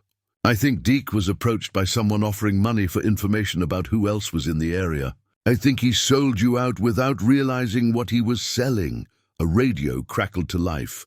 The satellite phone Cole had confiscated, which apparently still had some charge. Sokolov's voice emerged, clear and cold. Captain Kozlov, I know you're listening. Let me lay out your situation plainly. You're trapped. Your supplies are limited. When the storm breaks, which it will by dawn, I'll have clear sightlines and this siege ends in one way only. But I'm willing to offer terms. Vera picked up the phone, pressed the transmit button. I'm listening. You come out, alone, unarmed. Your companions go free. I have no interest in them. They're just criminals running from a botched robbery. You're the only one I want. And if I refuse, then everyone dies, including the wolves you've grown so attached to. I know about Ghost and Smoke, Vera. I've been watching longer than you realize. The casual mention of her dog's names sent ice through Vera's veins. He'd been surveilling her probably for days or weeks before the robbery gave him his excuse to move in. How long have you known? She asked. Where you were? 3 months? I've been patient, waiting for the right opportunity. Your criminals provided it. Now I'm done being patient. You have until dawn to decide. Come out and face justice, or watch everyone you've tried to protect die first. The transmission ended. In the silence that followed, the 4 people in the cabin looked at each other. The dynamic had shifted entirely. This wasn't about a robbery anymore. Wasn't about strangers thrown together by circumstance. This was about old sins, old debts, and the long reach of past decisions. I'll go, Vera said finally. At dawn, alone. He'll keep his word about letting you go. You're not important enough to risk his mission for. No. Marcus's voice was firm, surprising everyone. You saved us. You could have let us freeze or called the authorities immediately, but you gave us shelter. I won't let you sacrifice yourself for us. It's not your choice, Vera said gently. Actually, Cole interrupted, it is. Because Ray's plan just got better. Now we know Sokolov's deadline, his expectations, his positioning. We use that. We set up the trade, but we do it our way. And this time we end it. Vera looked at him, saw the determination there, the soldier who'd learned that sometimes the only way out was through. This could get all of you killed, she warned. So could doing nothing, Ray pointed out. So could running, Marcus added. Cole pulled out the rifle, checked the magazine. We're already in this, Vera. Might as well see it through. Besides, I'm getting tired of being hunted. Time to do some hunting of our own. And looking at these three men, criminals who'd broken into her. Home with violence in mind, Vera felt something she hadn't felt in 7 years of isolation. She felt like part of a team again, like she had people worth fighting for, like she had a family. All right, she said. Then here's what we do. And as dawn approached and the storm finally began to break, 4 people planned their assault on an enemy who thought he'd already won. Sometimes the best weapon isn't the one you carry.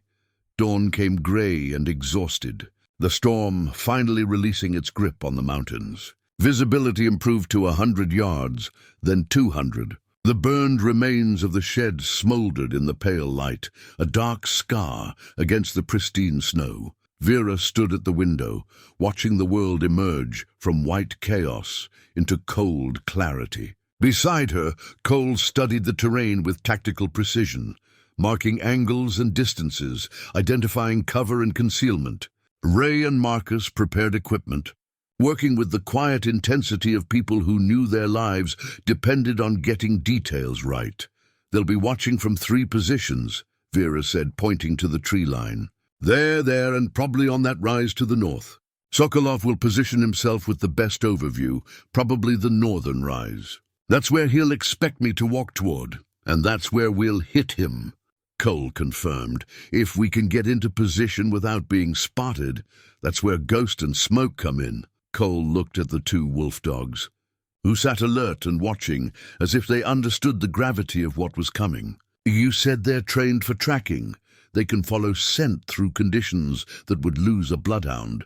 And they understand hand signals, can operate independently or as a team. Can they identify and hold position on a specific target? Vera hesitated. I've never asked them to attack a person. They're protective, but I've never trained them for military work. Might be time to find out if they remember their ancestors' instincts. Ray approached, carrying a bundle wrapped in dark cloth. I found some of your old gear in that cache. Tactical vest, night vision that still works, communications equipment, professional-grade military issue. You weren't kidding about your past. Vera took the vest, felt its familiar weight. She hadn't worn it in 7 years, had hoped she'd never need to again. The fabric still smelled faintly of gun oil and old smoke, memories stitched into every seam. There's also this, Ray said, pulling out a small device. Dead drop beacon, looks like. Still has charge, according to the indicator. What's it for? Vera's expression hardened. Emergency extraction. If I activated that, within 12 hours a team would arrive to pull me out. But they'd also terminate anyone who knew about my location. Protocol for protecting deep cover assets. So we can't use it. I won't use it. Not unless there's no other choice. She set the beacon aside, started checking the vest's equipment pouches. Everything was still there, preserved by oilcloth and dry conditions. Magazines, medical supplies, a backup knife, even a small mirror for signaling. Marcus approached nervously. I've been thinking about the plan. When you go out there, pretending to surrender, what if Sokolov just shoots you immediately?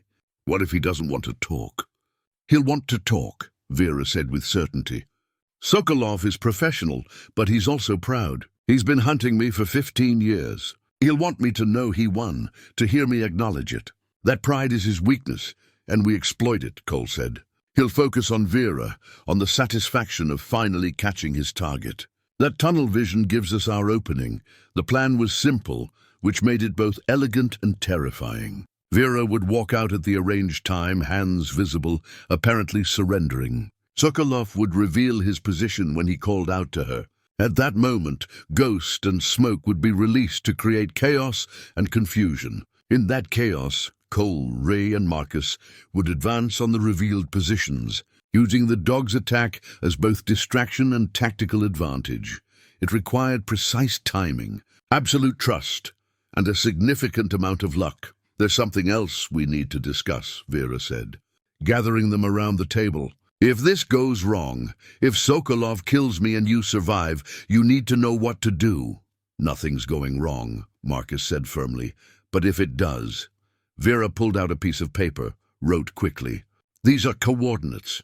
There's a cache 3 miles north of here, marked by 3 stacked stones, with a red cloth tied to the top one. Inside, there's money, clean documentation, and contact information for people who can help you disappear properly. Enough to get you to Canada and start over. She folded the paper, handed it to Cole. Promise me if I don't make it, you'll take Marcus there. Give him a chance at a real life, not running forever. Cole took the paper, met her eyes. I promise. But we're all walking out of this. Your optimism is noted. It's not optimism. It's stubbornness. I've survived worse odds through sheer refusal to die. Worked so far, Ray laughed, a sound with actual humor in it. You know what's funny? 3 days ago, I would have killed you without hesitation if Cole had given the order. Now I'm about to risk my life fighting beside you. Not funny, Marcus said. Appropriate. She treated us like human beings when she had every right not to. That means something. It means we were lucky, Ray corrected. Could have broken into the cabin of someone who would have shot first. Instead, we got someone with a conscience. Someone with a dangerous past and enemies who followed her, Vera reminded him. Still better than dead in a ditch, which is where we'd be without your shelter. The conversation fell into silence, each person alone with their thoughts. Outside, the sun climbed higher, burning off the last of the storm clouds. It was almost time. Vera knelt beside Ghost and Smoke, ran her hands through their thick fur. They leaned into her touch, trusting and calm. She'd raised them from near death, given them purpose and protection. Now she would ask them to fight, possibly to die for strangers. I'm sorry, she whispered to them in Russian, the language of her childhood, of her true self. I'm so sorry I brought you into this. Ghost licked her hand, a gesture of affection and acceptance. Smoke pressed her head against Vera's shoulder. They would do what she asked because that's what family did. They protected each other. Cole checked his watch. 30 minutes until the meet time. We should move into position. They gathered their weapons, checked magazines and safeties one final time. Marcus looked pale but determined, his hands steady on the rifle. Ray moved with the loose readiness of someone preparing for violence they'd committed many times before. Cole's expression was serene, almost peaceful, the calm of a soldier who'd made peace with mortality long ago. Ray and I will circle wide to the east, Cole said, reviewing the plan one last time. We'll use that depression in the terrain to get within 50 yards of where we think Sokolov's positioned. Marcus, you'll provide covering fire from the cabin window. Don't try to hit anyone, just keep them thinking about threats from multiple directions. And me? Vera asked, though she knew the answer. You walk toward Sokolov. Let him see you, hear you, believe he's won. When Ghost and Smoke make their move, you drop and roll left. We'll handle the rest. Simple. The best plans usually are.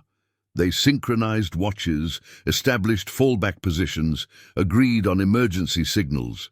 It was military planning, the kind Vera had done dozens of times in her former life. But this time, the stakes felt more personal. These weren't soldiers under her command.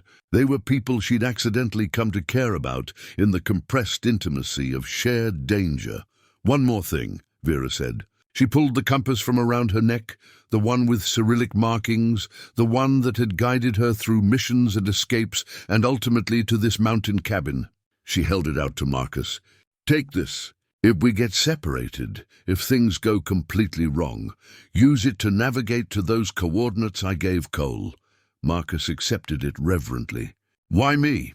Because you're young enough to start over, to make different choices. To have a life that isn't defined by the worst thing you ever did, she smiled sadly.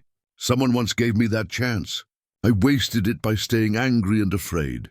Don't make my mistake. We're all coming back, Marcus insisted. We're all coming back, Vera agreed. Though she didn't entirely believe it, Cole and Ray moved to the door, checked their weapons one final time. We'll be in position in 20 minutes. When you see my signal, 3 flashes from a mirror, that's confirmation we're ready. I'll be watching." They slipped out into the cold morning, 2 figures moving low and fast across the snow-covered ground. Within moments, they disappeared into the terrain, invisible to anyone who didn't know exactly where to look. Marcus took his position at the window. Rifle rested on the sill, sighting through the scope at imaginary targets. "I can see movement in the trees. Northeast, about 200 yards. That's one of Sokolov's men. He wants you to see him, wants us to know we're being watched." Vera moved to the opposite window, searched the visible terrain. There, a glint of reflected light from the northern rise. Mirror flash 3 times. Cole's signal. They were ready. Vera shrugged into the tactical vest, feeling it settle onto her shoulders like an old friend she'd hoped never to see again. She checked her sidearm, confirmed the knife in its sheath, and allowed herself one moment of doubt, of fear, of the very human desire to run and keep running forever. Then she pushed it aside, settled into the cold clarity of combat mindset. This was what she'd been trained for, what she'd done for 15 years before exile. The skills hadn't faded, just been set aside. Now she would need them one more time. She moved to the door, ghost and smoke flanking her. They could sense the change in her, the shift from cautious survivor to active warrior. Their bodies tensed, ready. "When I give the command," she said to them in Russian, "you find the man on the hill. You hold him. You don't let him hurt anyone. Understand?" Their attention sharp and focused. They understood. Maybe not the words, but the intent behind them. Vera opened the door, stepped out into the morning light. The sun was bright on fresh snow, the air so cold it burned her lungs. She raised her hands above her head, walking slowly toward the northern rise, where she knew Sokolov waited. Behind her, in the cabin, Marcus tracked her progress through his scope, finger resting beside the trigger guard, ready to provide covering fire if needed.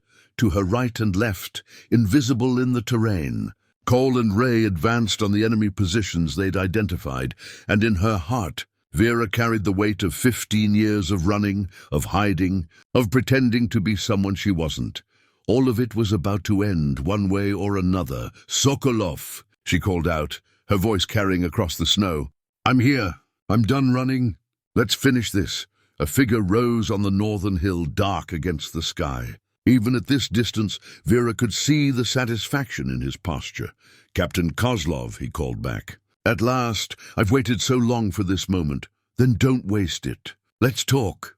She continued walking, each step taking her closer to the confrontation that would decide everything. Behind her, Ghost and Smoke waited for the command they'd been born to answer. The game was in motion, and there was no stopping it now. Sokolov stood silhouetted against the morning sky, a figure from Vera's past made flesh. 50 years old, maybe 55, with the lean build of someone who'd stayed combat-ready despite desk assignments and diplomatic cover. He held a rifle casually, pointed at the ground but ready to rise in an instant. "Close enough," he called when Vera reached the midpoint between cabin and hill. "Stop there." She stopped, hands still raised. At this distance, she could see his face clearly. Time had carved lines around his eyes, threaded grey through his dark hair, but the cold intelligence in his expression remained unchanged. "You look well," he said. "Mountain life agrees with you. I've had 7 years of peace. That's more than I expected. More than you deserved, some would say." He began walking down the hill toward her, rifle now held ready. "Nadia Volkov cost a lot of people a great deal of trouble. Some of them want compensation for that trouble. By killing me, that seems inefficient. By making you an example.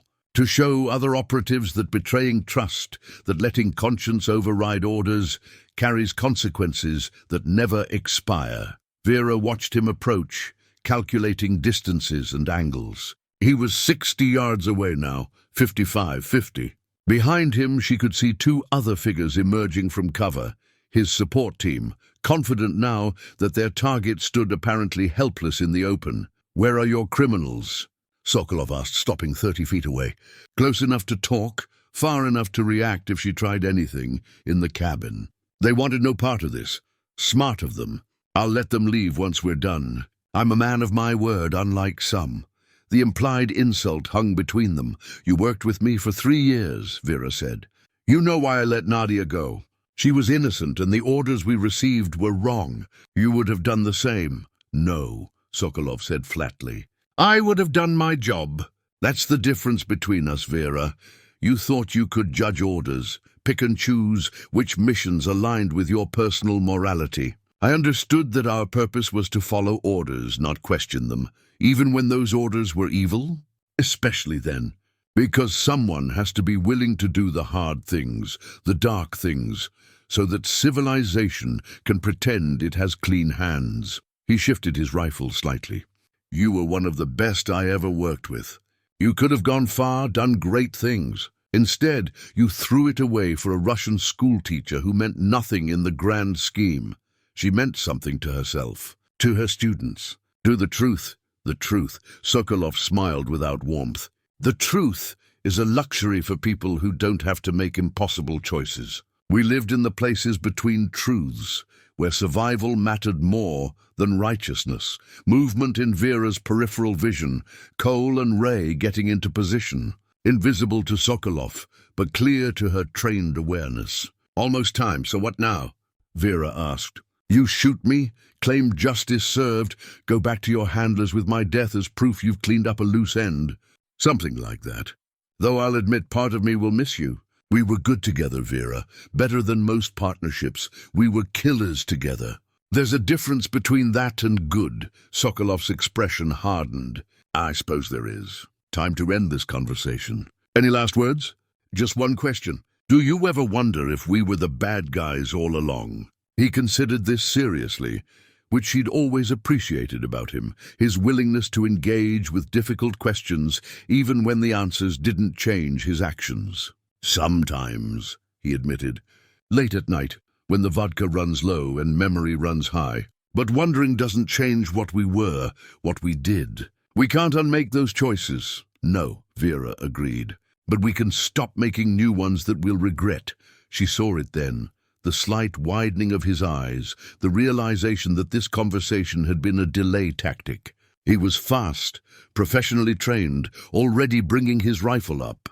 But Vera was faster, dropping and rolling left, as she'd practiced 1,000 times in her former life. Sokolov's shot cracked through the morning air, cutting through empty space where she'd been standing a heartbeat before. He adjusted, tracking her movement. Finger tightening on the trigger for a second shot. That's when Ghost and Smoke erupted from their concealed positions 50 feet behind Vera. They'd been crawling through the snow, invisible in their winter coats, waiting for the command she'd given them, with a subtle hand signal disguised as adjusting her vest.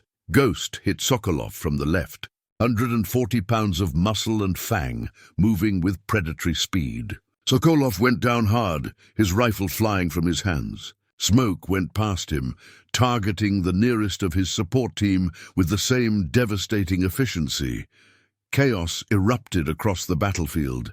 Sokolov's men opened fire, but they were shooting at moving wolves, at targets that wove and dodged with animal grace. From the cabin, Marcus laid down covering fire exactly as instructed, not trying to hit anyone, but forcing Sokolov's men to divide their attention between multiple threats. And from the flanking positions, Cole and Ray opened up with precise, disciplined fire. Ray took down one of Sokolov's men with 3 quick shots. Cole engaged the other, trading rounds while advancing to better cover. Vera rolled to her feet, drawing her sidearm in one smooth motion. Sokolov was struggling beneath Ghost's weight, trying to push the wolfdog off while reaching for the pistol at his belt. She covered the distance in seconds, kicked the pistol away, pressed her weapon to his temple. Ghost, release, she commanded in Russian. The wolfdog stepped back immediately, though he remained close, growling low, ready to attack again, if needed. Sokolov looked up at Vera with blood running from bite wounds on his shoulder and arm. Clever, he gasped. Very clever. Stay down, she ordered, or I'll let him finish what he started. Around them, the sounds of combat continued. Cole and Ray were advancing on the remaining enemy position. Smoke had returned to Vera's side, uninjured but breathing hard. Marcus's covering fire had stopped, Either he'd run out of targets or was conserving ammunition. In less than 90 seconds, the carefully planned ambush Sokolov had spent months preparing had been turned against him. The hunter had become the hunted, and Vera stood over the man who'd chased her for 15 years. Finally having the conversation they'd both known was inevitable. "It didn't have to be this way," she said quietly. "Yes, it did," Sokolov replied, still defiant despite defeat. "From the moment you let Nadia Volkov live, this was the only ending possible. Then I'm glad it's finally here." And with those words, 15 years of running came to an end on a snowy mountainside in Idaho, surrounded by strangers who'd become allies and wolves who'd become family. The fighting ended with a sharp crack of gunfire, followed by sudden silence. Cole's voice carried across the snow. "Clear! Target down!" Ray emerged from cover, moving cautiously, weapons still raised. "Got one alive over here, wounded but stable." Vera kept her weapon trained on Sokolov while calling back. "Secure him. Marcus, status.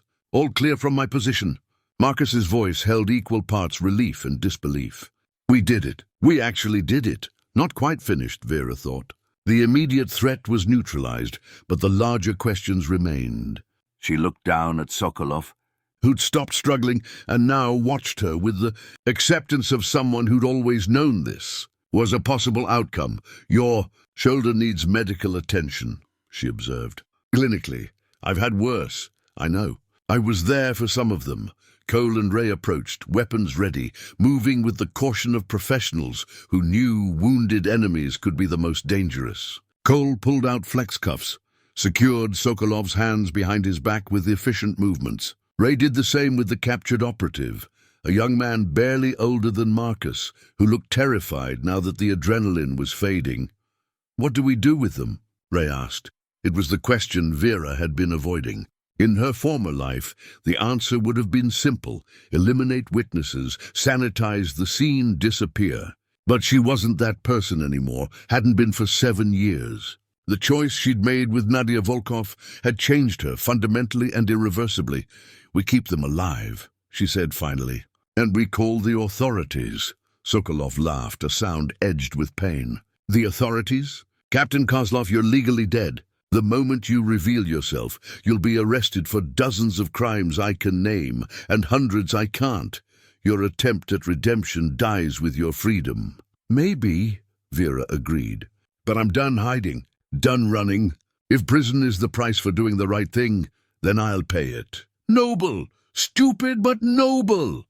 Sokolov winced as Cole tightened the restraints. "For what it's worth, I did respect you, even when I was hunting you. That's worth exactly nothing, but I appreciate the sentiment." Marcus arrived from the cabin, ghost and smoke trailing behind him. The young man looked at the scene, 2 prisoners, Cole and Ray, standing guard. Vera, with her weapon finally lowered, and seemed to truly understand for the first time what they'd just survived. "Are you all right?" he asked Vera. "Better than I should be." "You?" "Shaking like a leaf, but alive."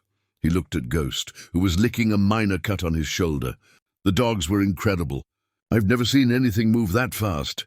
Vera knelt beside Ghost, examined the wound. Superficial, would heal cleanly. Smoke pressed against her other side, seeking the contact that confirmed pack and safety. "They did well. Better than I had any right to ask of them." Ray kicked at Sokolov's boot, not gently. "So this is the big bad Russian who's been hunting you for 15 years? I expected someone more impressive." "Careful," Vera warned. "Sokolov is extremely dangerous. Don't let the situation deceive you." "Oh, I know he's dangerous. I'm just saying we took him down pretty efficiently for amateurs." "We're not amateurs," Cole corrected. "We just haven't worked together before." "There's a difference." The sun had fully risen now, burning off the last traces of storm clouds and revealing a landscape transformed by snow. Beautiful and deadly, like everything else in these mountains. Vera stood, looked toward the horizon, and felt the weight of her decision settling across her shoulders. She pulled out the satellite phone, the one Cole had confiscated days ago. Her fingers hesitated over the power button. "You really going to do this?" Ray asked. "Turn yourself in?" "I am. They'll arrest you, lock you up. Probably for life. Probably." After everything you did to stay free, to build this life, you're just going to throw it away? Vera considered the question seriously. I'm not throwing it away. I'm choosing what it becomes. There's a difference. She powered on the phone, waited for it to acquire signal. And besides, I'm tired of running, tired of looking over my shoulder, tired of being someone I'm not.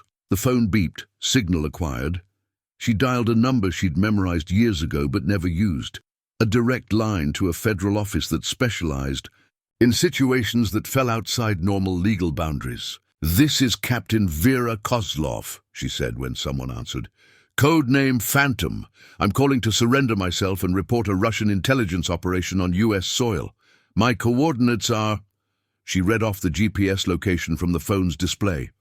The voice on the other end, professional, calm, probably recording every word, asked her to stay on the line. She agreed, then looked at Cole, Ray, and Marcus. "You three need to leave. Now, before authorities arrive." "What about the robbery?" Marcus asked. "The security guard we hurt? Tell the truth. Turn yourselves in properly. Get lawyers. Take responsibility. You might do time, but you'll do it with your souls intact. That's worth more than you realize." Cole nodded slowly. "The cash you mentioned. The coordinates. That offer still good? It's yours if you want it. But I think you'll make the right choice." Ray extended his hand to Vera. After a moment, she shook it. His grip was firm, respectful. "You're all right, Vera Kozlov. For what it's worth. You're not so bad yourself, for a violent criminal." He grinned, actually grinned, then turned and started walking toward the tree line.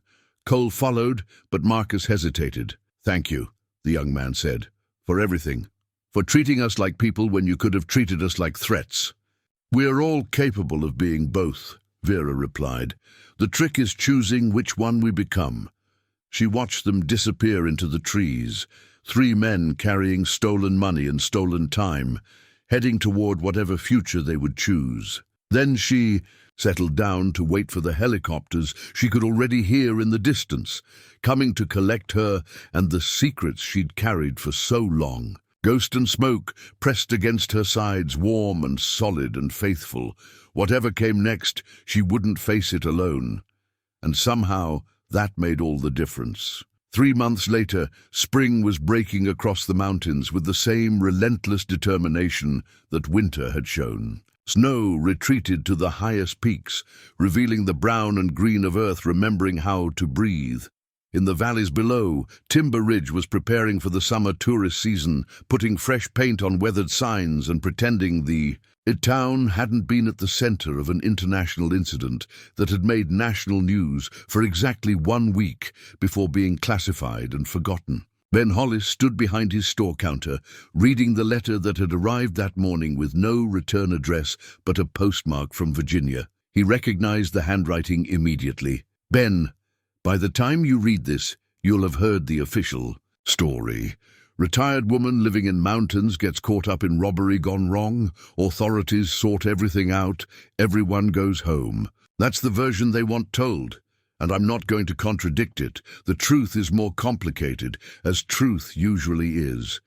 I'm not who I said I was, and the life I built in your mountains was borrowed time. Now that debt has come due, and I'm paying it in ways I can't fully explain. But I wanted you to know that those 7 years were real. The person you knew, the one who traded pelts for coffee and lamp oil, she was real too. Maybe more real than I'd been in a long time. Ghost and Smoke are being cared for by someone who understands them. They're safe, and they'll live out their lives in a place not so different from where they've been. I made sure of that before I agreed to anything else. Thank you for your kindness, for not asking questions, for treating a stranger like a neighbor." Vera Ben folded the letter carefully, tucked it into his shirt pocket. Outside his window, a black SUV with government plates was pulling out of town, same as 3 other identical vehicles had done over the past months. Whatever had really happened. Up on that mountain, the official world was keeping very quiet about it. He hoped Vera was all right wherever she was. Hoped the wolves were running free somewhere.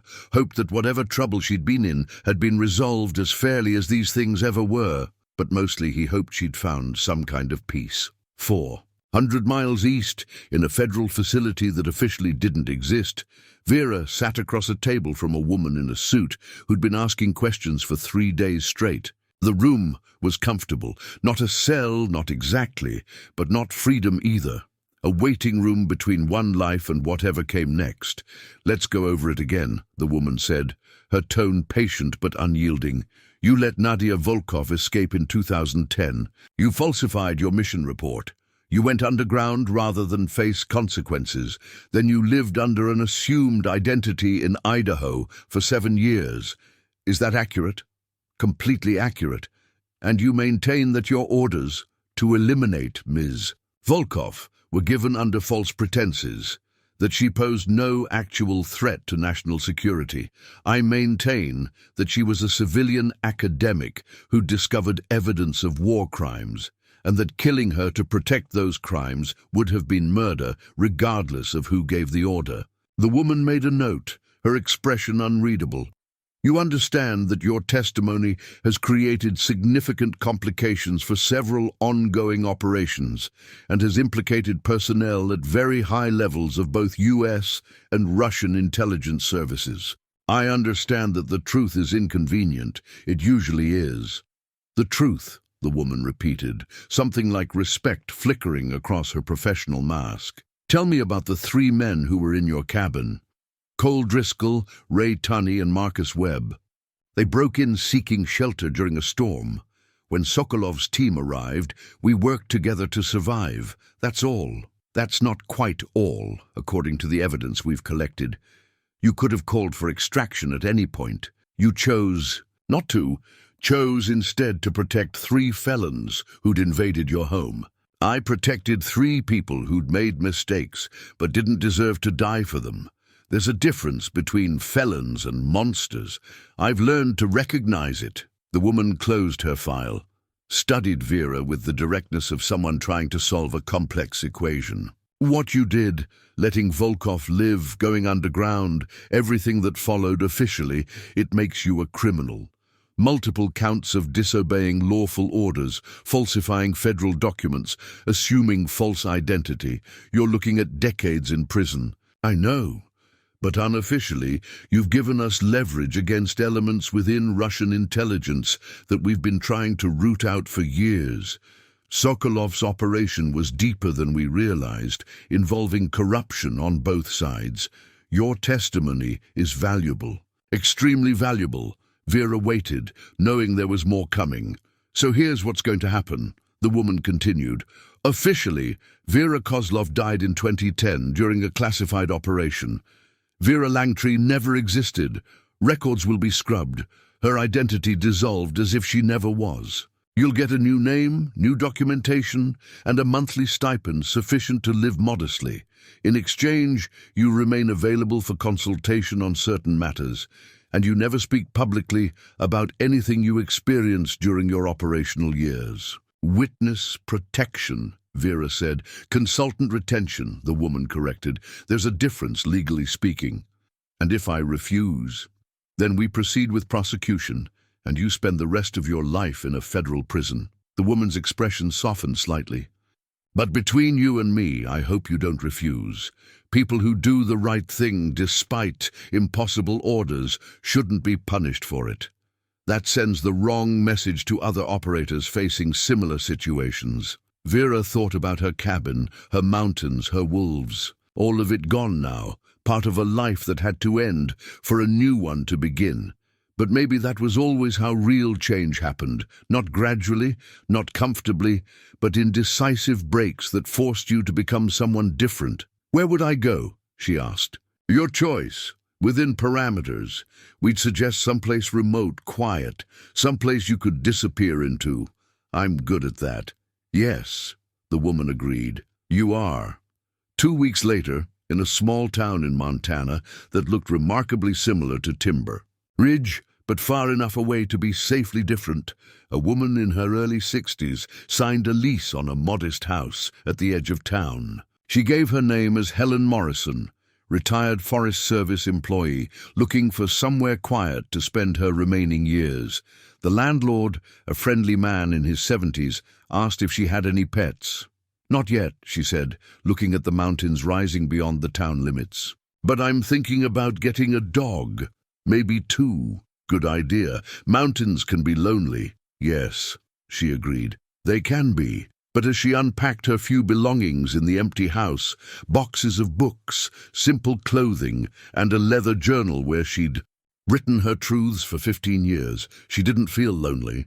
She felt something else, something it took her a while to name. She felt free, not free from consequences, not free from her past, but free from running, from hiding, from being anyone other than who she was. That kind of freedom was worth any price.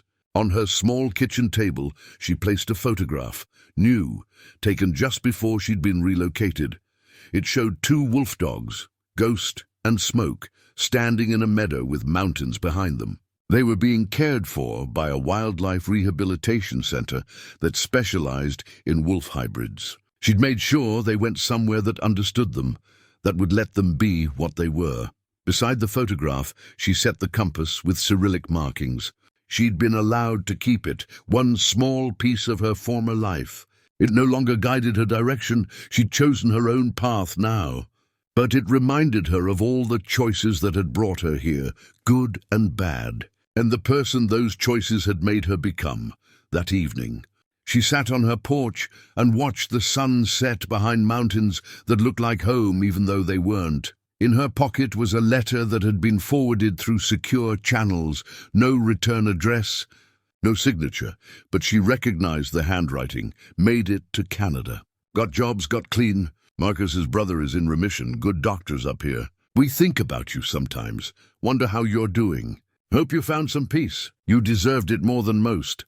She folded the letter, tucked it into her journal. 3 criminals she'd met during the worst storm of the winter had become something else to her in those desperate days. Proof that people could change, that mistakes didn't have to define you forever. That family was built not from blood, but from shared survival and mutual respect. The sun dropped below the mountains, painting the sky in shades of orange and purple. A cool wind carried the scent of pine and distant snow. Tomorrow she'd explore her new town, introduce herself to neighbors, begin the work of building another life from scratch. But tonight, she simply sat and breathed the mountain air and felt grateful to be alive, to be free, to have chosen conscience over orders and accepted the cost of that choice. Sometimes the only family you have left is the one you choose in the wilderness, she thought, remembering the words that had begun this journey. And sometimes choosing that family means letting them go so they can become who they're meant to be. Ghost and Smoke were running free somewhere, protected and cared for. Cole, Ray, and Marcus were building new lives in Canada, far from the mistakes that had brought them to her door. Sokolov was in custody, answering for crimes that had hidden in classified files for decades. And she was here, no longer Vera Kozlov or Vera Langtree, but someone new. Someone who'd learned that the hardest battles weren't fought against enemies, but against your own past. Your own fears, your own reluctance to accept who you really were. She'd fought that battle and won, not by defeating her past, but by finally facing it honestly. As darkness settled over the mountains and stars began appearing in the deepening sky, Helen Morrison, who had been Vera Langtree, who had been Vera Kozlov, who had been a soldier and a survivor, and a woman who'd chosen conscience over orders, allowed herself a small smile. The journey had been long. The cost had been high, but she'd arrived at last at a place that felt right. She'd arrived at peace, and in the end, that was all any of us could hope for, to find our way home. Even if home was somewhere we'd never been before. The mountains stood eternal around her, keeping their secrets and hers, witnesses to all that had been and all that might yet be. She rose, went inside, and closed the door gently behind her. Tomorrow was a new day, a new life, a new beginning. Tonight that was enough.